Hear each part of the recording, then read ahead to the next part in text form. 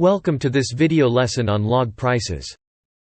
After completing this, you will be able to describe and calculate log prices. Let us look at the price graph of Tesla over the years. Which years do you think would have been the best for investing in Tesla? We will come back to the answer later. Consider a hypothetical stock whose prices for the past 5 days is shown on screen. A few observations from this table are as follows. On 23 and 26 June, the price doubles, that is, 100% returns. On June 24, the price increases by 50%, when it goes from $200 to $300. On June 25, the price decreases by 33%, when it goes from $300 to $200. The plot of the prices looks like this. By looking at this graph, can you easily infer what you inferred from the data table before? Probably not. The price doubled on June 23, and then increased by half on June 24. This is difficult to distinguish in the graph as the slope of the line is the same. Also, while the price doubled on both June 23 and June 26, the line is steeper for June 26 price increase. This shows that looking at a price graph does not give us the real picture. Can you think of a better way to visualize? Yes, the plot of log prices. What is log? Or what is log to the base 10 of 100? 10 square is 100. In this example, it is log to base 10. In general, we work with natural log. Let us find the natural log of the prices and plot a line graph. This is perfect. You can see that the slope of the line from June 22 to 23 is the same as the line on June 25 to 26, as the price had doubled in both cases. The slope of the line on 22 to 23 is different to the slope of the line on 23 to 24. Using the plot of log prices, it is easy to infer what we inferred from data table. Let us go back to the Tesla example we asked initially. The price graph makes it seem that 2019 and 2020 were the only good period. But the log prices tell us a different story. Here, we can see that 2013 and 2014 were also good years to invest in Tesla. This is because the stock price increased from $34 in 2013 to $250 in 2014. This is almost equivalent to rise in 2019 and 2020. We will look at log returns in the next video unit. Welcome to this video lesson on log returns. After completing this, you will be able to describe and calculate log returns, and explain the relationship between log and simple returns. You know, a plot of log prices can help us ascertain how fast the prices grow or decline. In other words, you are observing the change in log prices each day. That is known as log returns. It can be obtained simply by subtracting yesterday's log price from today's log price. You can see that the daily log returns for June 23 is 0.69, as shown on screen. Here, you can see that the log returns are the same as indicated in yellow color, when the prices had doubled. Are log returns additive? Yes, you can add the daily log returns to find the total log returns. This is unlike cumulative returns calculated in the previous videos, where you had to multiply daily returns. This additive property also makes log returns computationally efficient. For June 26, you would add the daily log returns from June 23 to June 26 to get 1.4. But the stock price has increased from $100 to $400, that is 4 times the original investment. What does 1.4 mean? Well, you took log of prices. So, everything is in log. Now you have to do reverse operation to get back to prices. That reverse operation can be done by taking the exponent of log prices. An exponent is actually the opposite of log. The exponent of 1.4 is 4. indicating that our original investment is 4x. You have seen the types of returns. You will now move on to study components of time series such as trend, seasonality, cyclicality, and noise in the next section. Welcome to this video on autocorrelation. After completing this video, you will be able to explain the intuition and calculation behind autocorrelation, and interpretation of the autocorrelation plot. Suppose you want to forecast the wheat futures prices.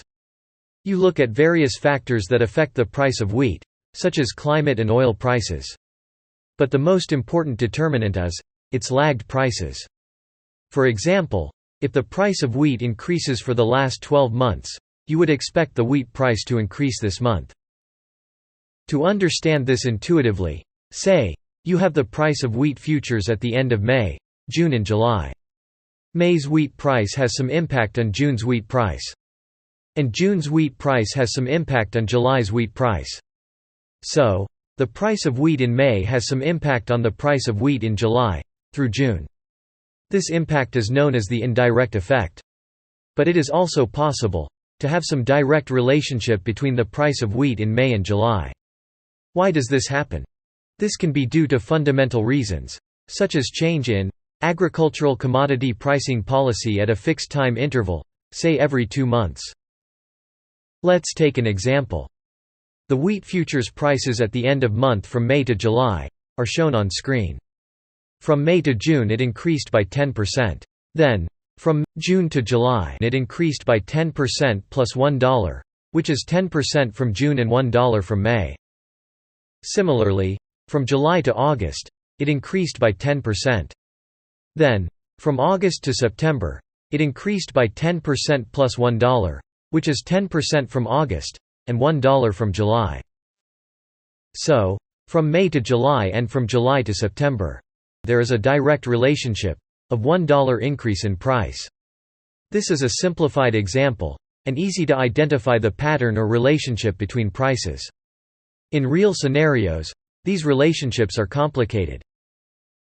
How can you find the relationship of, say, prices in current month with prices 2 months prior to it? You can find the correlation between prices in a month and the prices 2 months back. To find correlation, we have taken the data for the past 10 years. Stored the time series in Y and 2-month lag time series in X. The correlation comes out to 0.93. This is also called autocorrelation, or serial correlation, as you are finding correlation of a time series with its lagged values. Similarly, you can find autocorrelation with 1-month lagged values, 3 months lagged values and so on, by plotting the graph. The autocorrelation with 2 months lagged value is 0.93. The plot is called the autocorrelation plot. The y-axis has autocorrelation value, which ranges between -1 and +1, and x-axis is the lagged terms. From this plot, can you tell me autocorrelation with 5 months lagged values? Yes, it is approximately 0.85, which you can find by looking at the height of this vertical line. You might be wondering what this blue shaded region is. You can think it as anything inside the shadow or band is statistically insignificant. In other words, the autocorrelation values outside the blue region is not a fluke. Till the 10th lags, it is outside the blue region. So, up to past 10 months values have direct and indirect impact on the current prices.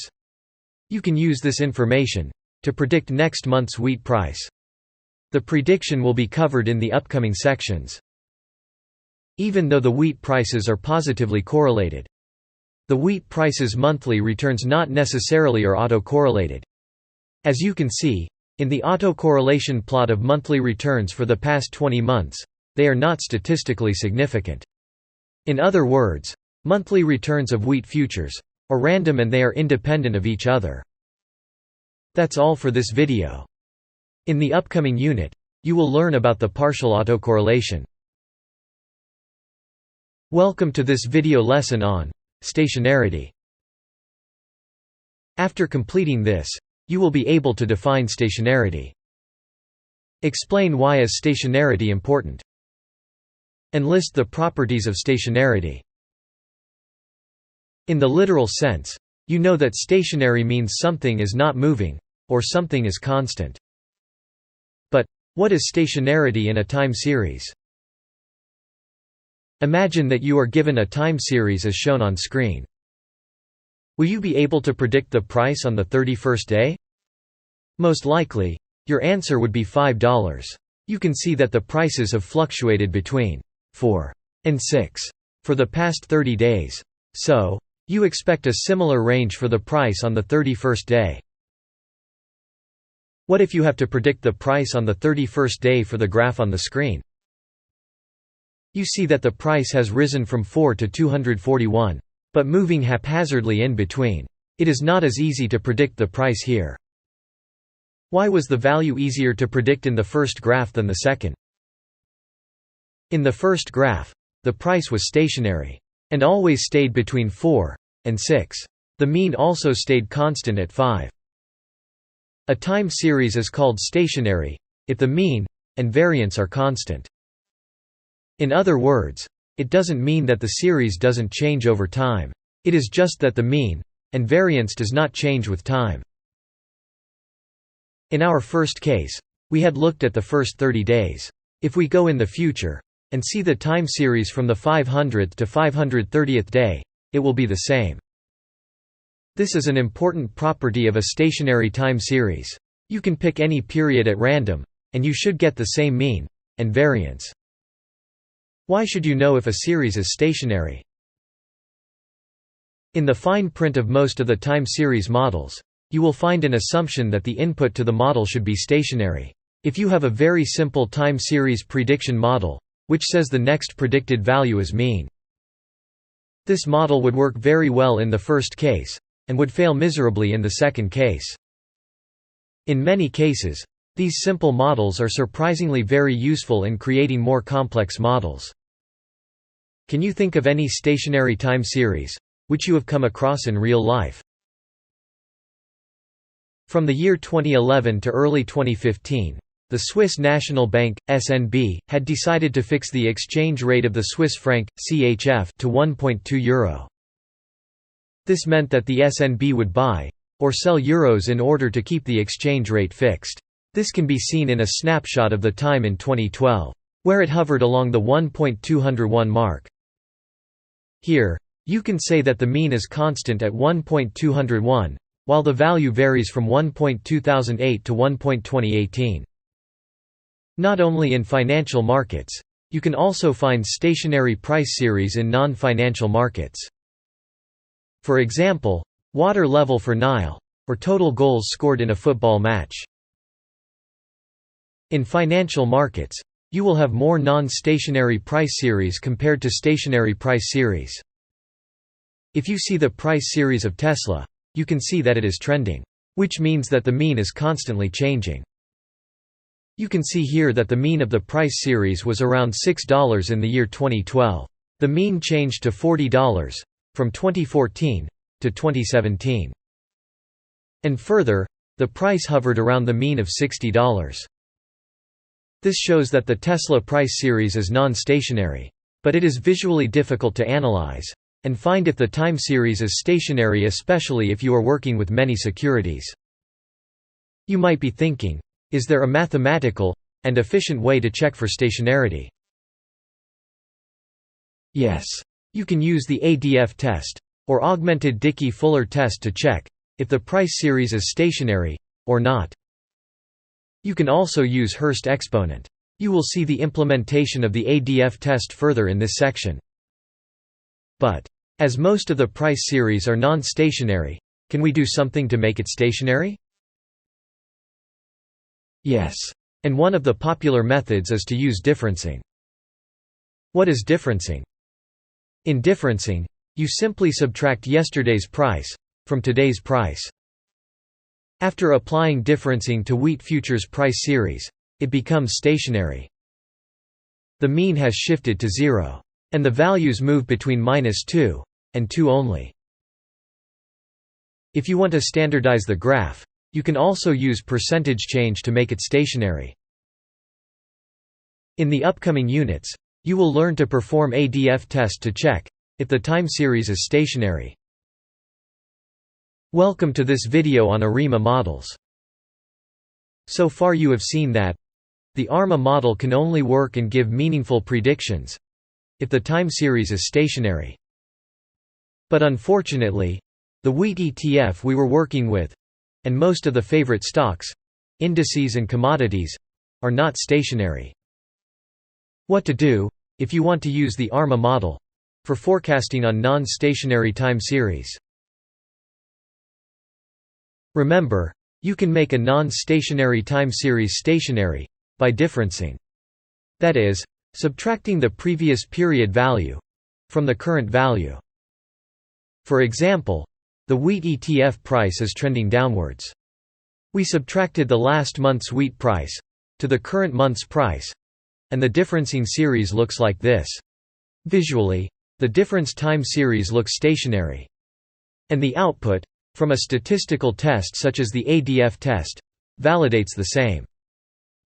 What if the difference time series is not stationary? If the first difference time series is not stationary, then you can take the second difference, third difference, and so on, until the time series becomes stationary.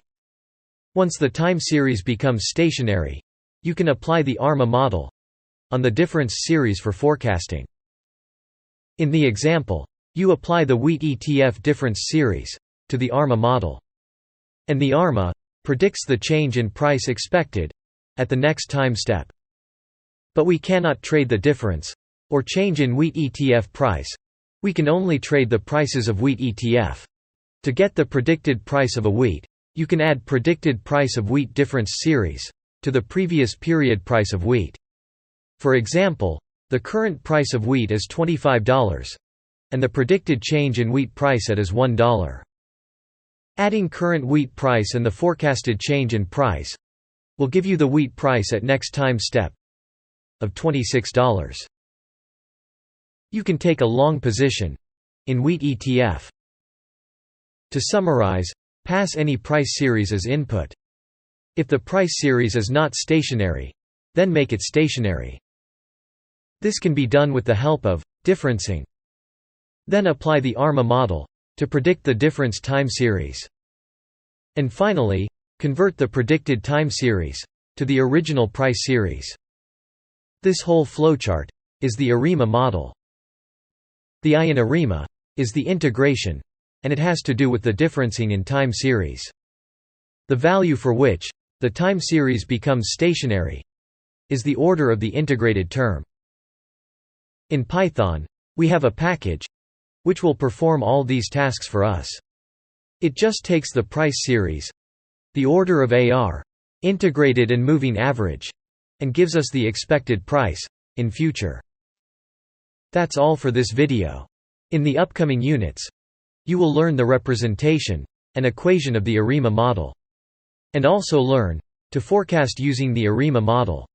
Welcome to this video lesson on the application of volatility.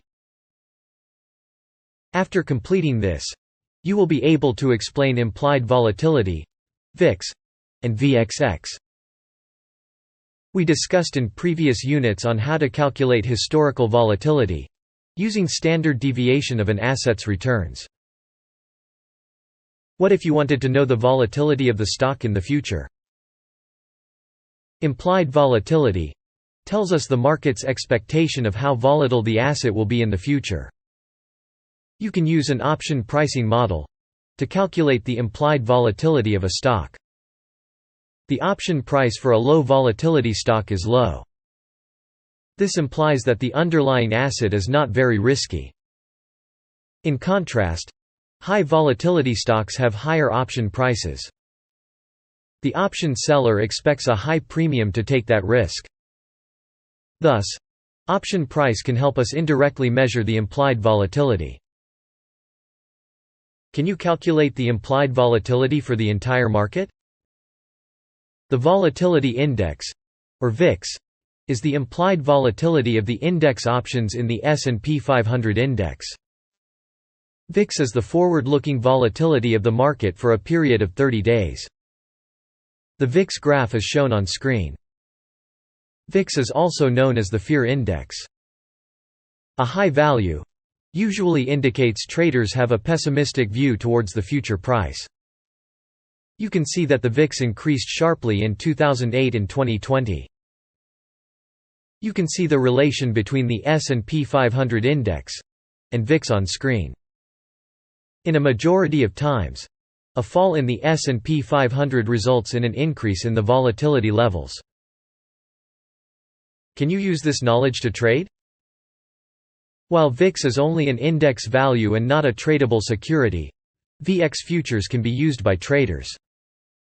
Another popular volatility-based security is the VXX. It is an exchange-traded note. And the VXX ETN follows a hypothetical portfolio of the near and far month VIX futures. The portfolio uses a mixture of near month and next month futures to create a 30-day futures contract. The VXX is calculated as a daily percentage change in this futures contract. VXX is highly popular and highly liquid security. To make sure you are able to trade VXX and VX futures, it is important to forecast volatility with high accuracy. Not only in trading VX futures and VXX. Knowledge about the future implied volatility can be used in portfolio management to hedge the long-only portfolio. In this way, volatility estimation can also be used for derivatives pricing along with risk management. In the next section, you will learn to forecast volatility and backtest a trading strategy on VXX. Welcome to this video lesson on the need for Arch and Garch model. In the previous sections, you have learnt about various models to predict the price of an asset. Can you use these models to predict the S&P 500 returns? Let's answer this question with an example. Like other time series data you have modeled previously, the mean of the S&P 500 returns seems stationary. But there are a few days when the return sways away from the mean further than usual. The spikes in the returns suggest increased uncertainty on such days. Increased uncertainty means the volatility of the returns on that day will be high. If you plot the annualized volatility of the returns, then you can see that the volatility is not range-bound and spikes when the return spikes. The ARMA, ARIMA, and SARIMA models, which you have learnt previously, cannot be used to predict this return series. But why? Because these models assume range-bound volatility to make predictions. And you have seen that the S&P 500 returns series volatility is not range-bound. So how to solve this problem? How can you predict a series with changing volatility? Models like Arch and Garch can be used to analyze and predict the volatility of a series. In the next unit, you will learn about the Arch model. Welcome to this video lesson on Introduction to the Arch model. After completing this, you will be able to explain the Arch model. Identify when to use the Arch model. Arch stands for autoregressive conditional heteroscedasticity.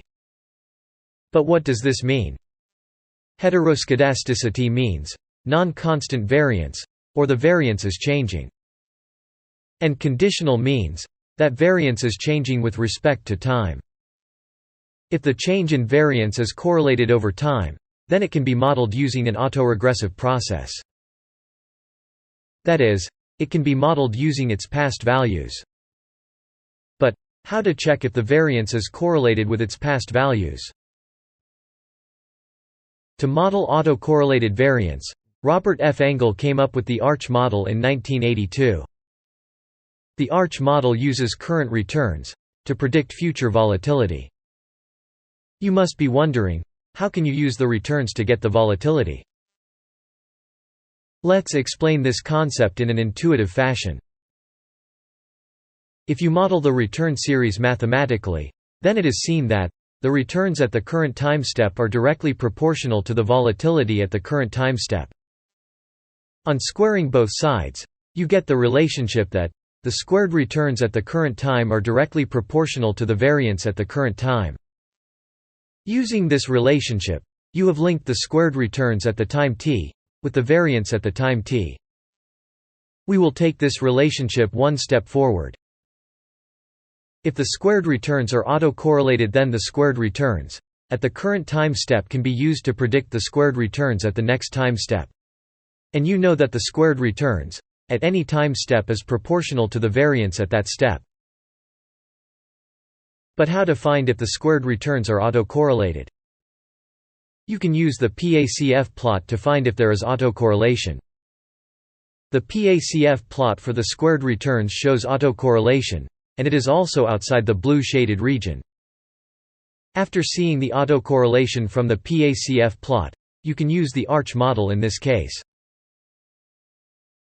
To summarize, there is a relationship between current squared returns and future squared returns, and between future squared returns and future volatility. Thus, current squared returns can be used to forecast the volatility at the next time step.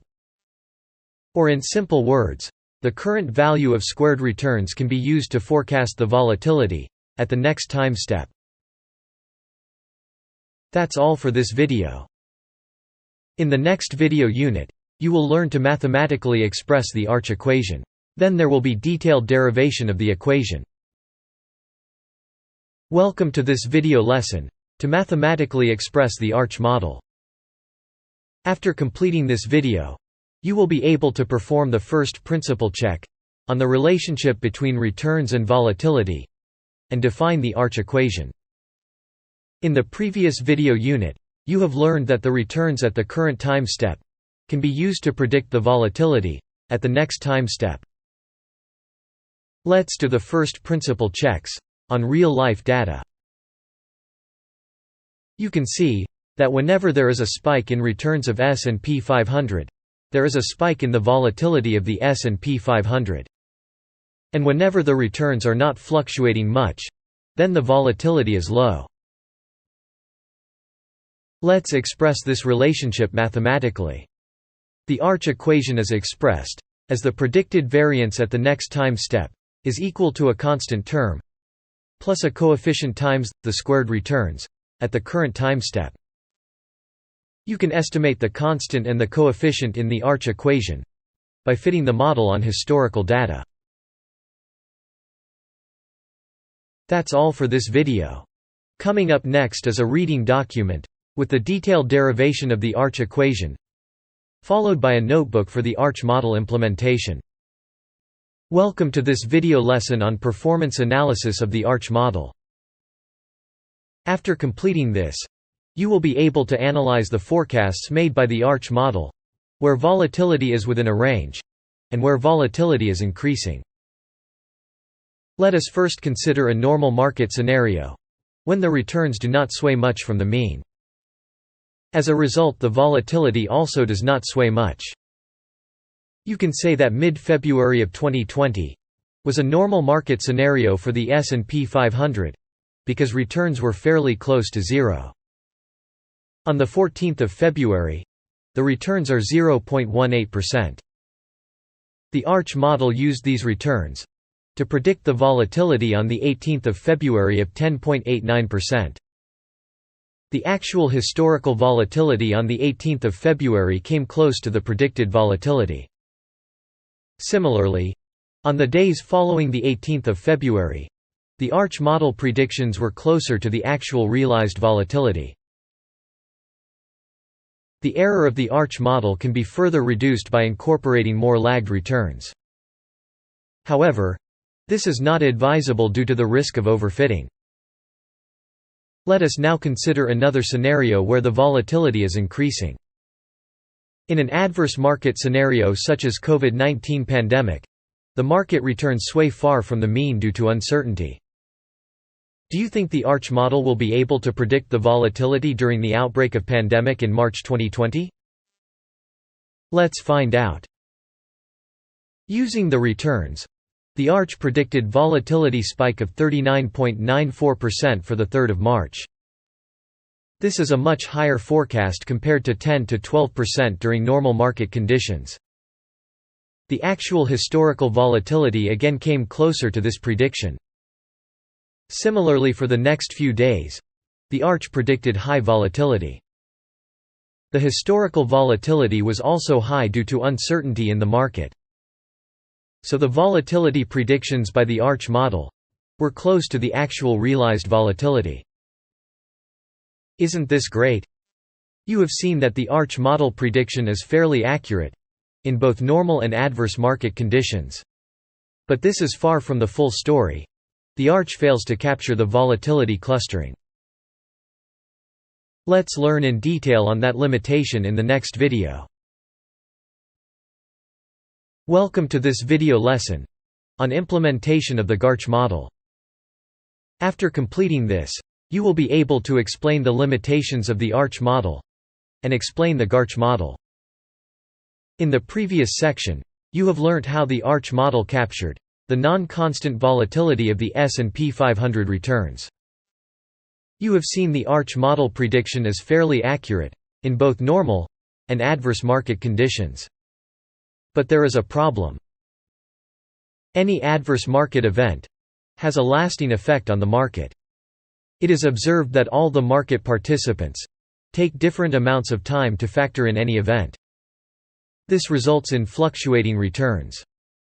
After some time, the fluctuation in the returns reduces. Consider the second week of April 2020. The effect of the COVID pandemic was somewhat digested by the markets, and the returns fluctuation reduced. Using the returns on the 7th of April, the arch predicted volatility for the next day was 13.68%. But the actual historical volatility was 68.90%. The arch predicted volatility was quite different from the actual volatility. Similarly, on the days following the 7th of April, the arch model predictions were nowhere close to the actual realized volatility. The arch predicted volatility was low because the returns fluctuation was low. But the historical volatility was high because the uncertainty in the market tends to reduce slowly. As a result, the volatility takes time to revert to the mean. This effect is called volatility clustering. That is, periods of high volatility tend to follow periods of high volatility. The arch model fails to capture the volatility clustering effect because it uses only current returns to forecast the volatility. So how can you fix this problem? The answer lies in the improved arch model. In 1986, the arch model was improved to capture the volatility clusters. The best way to account for volatility clustering, in making a prediction, is to add the volatility from the previous time step as the model input. The improved arch model is called the generalized arch, or the arch model. The arch model uses past returns and volatility to make a prediction. Mathematically, the arch model can be written as the predicted variance at the next time step is equal to a constant term plus a coefficient times the squared returns at the current time step plus another coefficient times the variance at the current time step. You can estimate the constant and the coefficients in the equation by fitting the arch model on historical data. That's all for this video. Coming up in the next unit is a notebook for the implementation of the arch model. Welcome to this video lesson on performance analysis of the arch model.